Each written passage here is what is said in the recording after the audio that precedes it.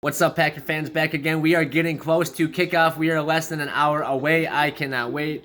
I'm sorry about the last video. I had the window open and it sounded like there was wind the whole time, and so I tried to shut that window. Sorry about that. I hope you guys still checked out the video. It was a good one talking Packers before the game. A few things to check in on quick right before kickoff.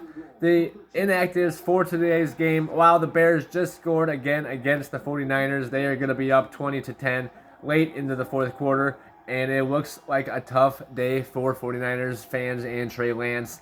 The Bears were definitely not projected to win this game, most definitely. But anyway, so Packers, Minnesota, coming up in less than an hour. Inactives for today's game. We knew going in already that it was going to be Allen Lazard, wide receiver, inactive today. He was supposed to be projected as the #1 receiver going into this season, and now he is not going to start week 1. Tough for him, but that opens the door for some of these young guys like Romeo Doubs and Christian Watson. Gives the keys basically to Sammy Watkins and Randall Cobb to be the guys to lead this young group of receivers. I thought Samori Toure would be out there today, but he is also an inactive for today's game. I wanted to maybe see what he could do, but I think this is going to be the starting wide receivers for today. We'll have Sammy Watkins and Randall Cobb as the 1 and 2, and then they'll bring in Romeo Doubs as that 3, basically. I think Doubs will make plays early, and he'll be a guy that they kind of use more often. Christian Watson will get funneled in, and they did activate Juwan Winfrey for today's game. Huge upgrade for him. Obviously, they have Amari Rodgers, but I think he'll be more in that tailback role in the backfield and used in different misdirection plays. Amari Rodgers is more of a guy that is, not really a receiver. He's going to be more of a, in the backfield, and a guy that, like I said, does different things.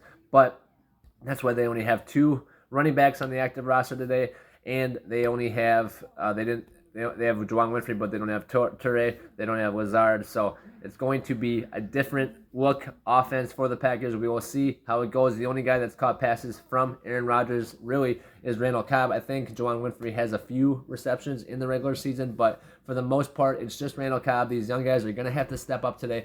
I'm super excited to see what they can do. Like I said, Romeo Doubs, I think, can really be a guy to play in this league. But other notable inactives for today on the defensive side of the ball, Shamar John Charles, cornerback, basically kind of like a nickel corner, but he was kind of that fourth corner.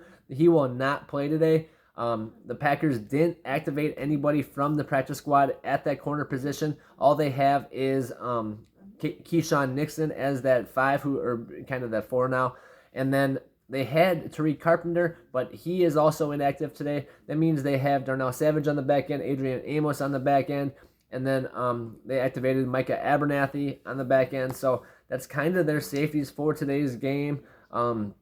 We all know they let go of Sean Davis. They let go of Vernon Scott. So there's a lot of question marks when it comes to those safeties. They did sign Rudy Ford, who's mostly a special teams guy, but I know he does have some snaps on the back end, and I think he is going to be that 3rd, 4th safety for the Packers. But other than that, we know that obviously David Bakhtiari is out today. Elgton Jenkins is out today. Big losses, but also guys that we kind of thought weren't going to be in. I didn't think Bakhtiari would be in week 1. I thought by week 4 maybe they'd get him going, maybe week 6 now. Now it's kind of just looking like, well, maybe they're just going to get him ready for the playoffs. But Elgton Jenkins, I thought, could have been ready for today's game. He's also out, but I think they're taking into account it's a long season. He's a big guy.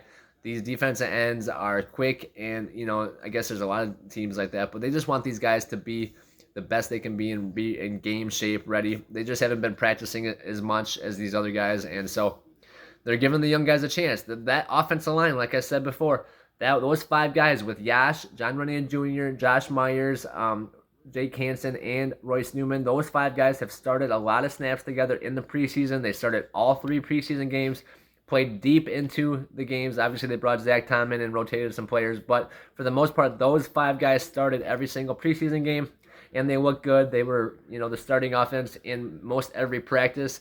I covered most of those, and they were the starters for most all other practices and training camp and the scrimmages against the Saints. So those guys have a lot of snaps, and I like what they can. I really like what they can do. and I like each of them individually, and I think they can be a real solid unit up front. I just, it's going to come down to the receivers on the outside. I think the running game will be fine. Obviously, Aaron Rodgers will do his thing, and this defense will step up big. Rookie 7th-round pick out of Miami, Jonathan Ford, will also be an inactive today. He's the guy that was kind of a long shot to even make this roster. I'm surprised he did, but the Packers did keep all of their draft picks, so he was one of the guys on the kind of the bottom shelf that I didn't think they would keep, and he did. But he's a big man that's 6'4", like over 320 pounds. He's a guy that can stuff the middle, but right now he's still a little raw, and he's not active for today's game. So, big notable games like, if you have David Bakhtiari and Jenkins not out there, that's a big loss. But Allen Lazard, obviously, but I think the Packers have enough receiving power, and I think this defense is going to be elite. There's no real loss on the defense. Darnell Savage will play today. No injury designation for him coming off of that fast person's hamstring injury. I think it was less severe than anybody really thought. I think the fact that he sat out as long as he did was more of a precautionary thing.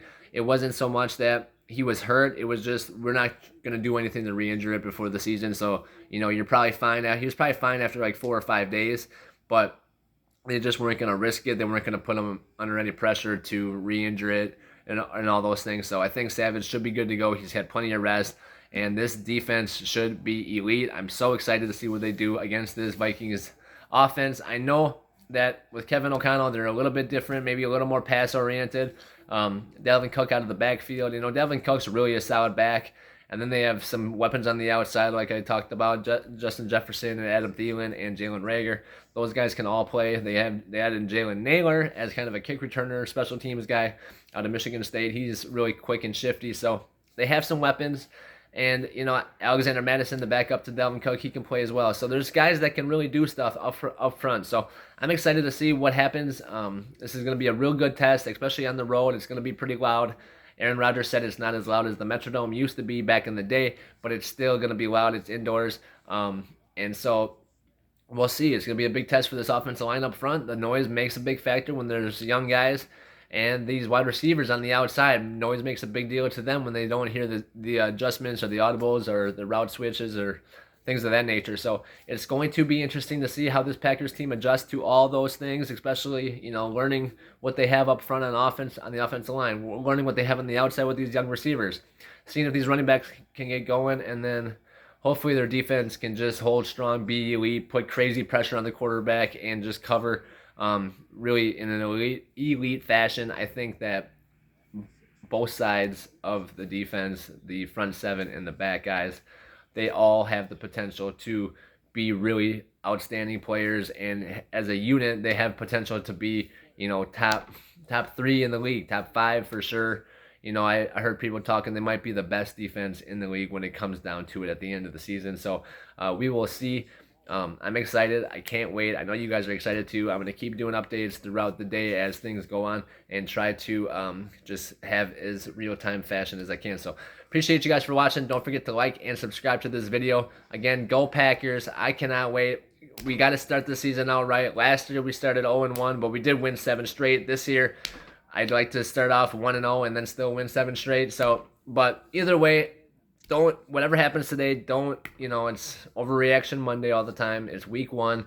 I do think that this team is in a way better position than they were last year when they got blown out against the Saints. I think they're going to be a lot better, more prepared, everything. And I think this defense, another year under Joe Barry, I'm super excited to see what they put on the field. I just cannot wait. So Gary said, put in the work. Now it's time to put on the show. So put on the show, and let's see what you guys can do. So again, guys, thanks again for watching.